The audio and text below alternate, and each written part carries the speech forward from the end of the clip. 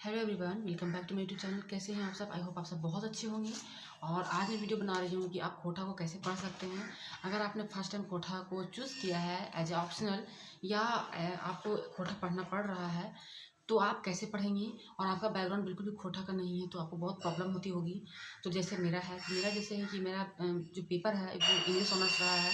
मैंने कोटा को कभी देखा नहीं था कि कैसा है। देखिए, आम बोलचाल में तो हम लोग सुनते हैं, समझ भी लेते हैं, लेकिन जब उसको एक एग्ज़ाम के तौर पे प्रिपेयर करना होता है तो वहाँ बहुत सारी प्रॉब्लम्स आती हैं। क्योंकि एग्ज़ाम में आपको थोड़ा सा टेक्निकल चीज़, आपको स्टोरी हो गया, एसे हो गया, ग्रामर हो गया, आपको ये सब उसमें डील करना पड़ता है। तो आपको अच्छे से समझ उसमें होनी चाहिए। तो आप कैसे पढ़ेंगे खोटा को? तो सबसे पहले मैं ये बताती हूँ कि मैं इस बुक से खोटा को प्रिपेयर कर रही हूँ।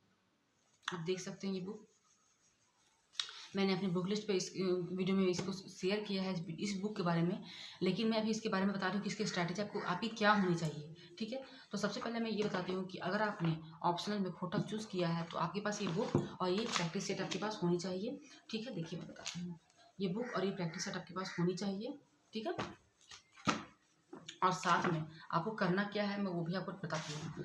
जैसे कि आपने क्या किया कि आपने जो भी स्टोरी को, कहानी को आपने पढ़ा है, जो भी आपने गद्य पद्य जो भी आपने पढ़ा है उसको पढ़ लिया है। अब उसमें बगल में ऑब्जेक्टिव दिया हुआ है, आप उसको सॉल्व कीजिए। ठीक है, वहाँ तक समझ में आ गया। फिर आप क्या कीजिए कि एक ऐप आता है प्ले स्टोर में, खोटा का ऐप आएगा। उसमें क्या किया हुआ है कि थोड़ा सा आपको हिंदी में बताया गया है जिससे आपको ईजी होगा समझने में।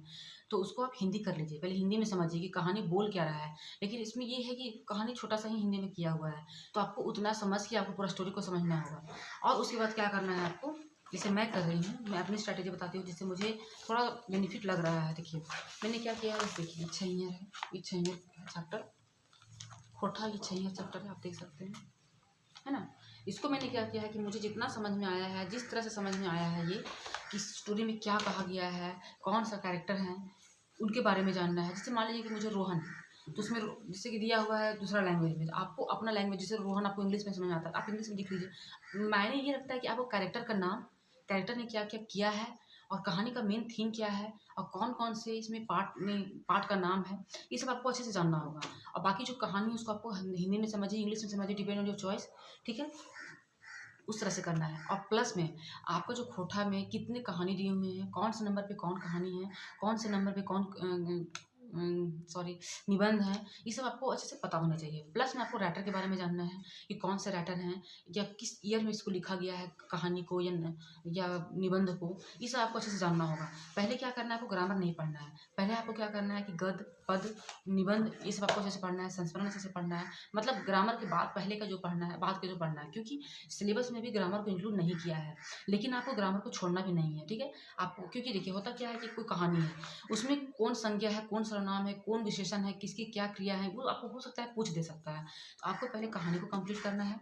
ठीक है, कहानी को, निबंध को अच्छे से कंप्लीट कर लेना है। जैसे देखिए गद्य खंड में आपको 10 कहानी दी हुई है, कहानी संग्रह में आपको 10 कहानी दी हुई हैं, निबंध में आपको 12 निबंध दिए हुए हैं। फिर खोटा में पद, ठीक है, इसमें कितना दिए हुए हैं, 4। नाटक में दिए हुए हैं 4। इस तरह से जीवन, इस तरह से करके आपको पाठ कर लेना है। लेकिन आपको जानना है कि छैया के बाद कौन सा नाटक है, इसके बाद कौन सा निबंध है, किसमें कौन से कितने नंबर पे है। इस तरह से आपको अपना लैंग्वेज में एक अलग से नोट्स आपको प्रिपेयर करना है, जिससे आपको ईजी पड़ेगा। और प्लस में आपके पास अगर ये बुक रहेगा तो आपको और भी ईजी पड़ेगा, जिससे आप ये पढ़िएगा और इसमें आप सॉल्व कीजिएगा। तो आपका जो है ये खोटा का ये अच्छे से आपको प्रिपेयर हो जाएगा।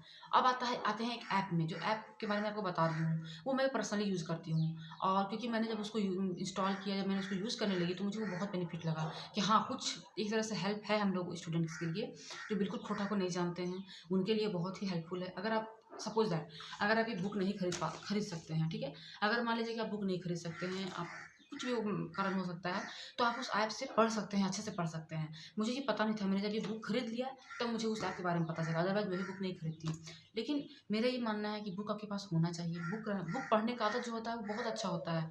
बुक आपके पास, किसी भी एग्जाम के प्रिपेयर करते हैं आप, तो उसका बुक, उसका प्रैक्टिस सेट आपके पास होना चाहिए, और उसका सिलेबस। लेकिन इन केस आप नहीं खरीद पाते हैं तो वो ऐप आपके लिए बहुत बेनिफिट साबित होगा। और प्लस में आपको उसमें नोट्स बनाना है। तो आई होप आपको खोटा के बारे में समझ में आ गया होगा कि मैं इसकी स्ट्रैटेजी आपको बता दे रही हूँ कि मेरा क्या स्ट्रैटेजी है। तो अगर आपको पसंद आया तो वीडियो को लाइक कीजिएगा, चैनल को सब्सक्राइब कर लीजिएगा। मिलूंगी एक नई वीडियो के साथ, तब तक के लिए बाय।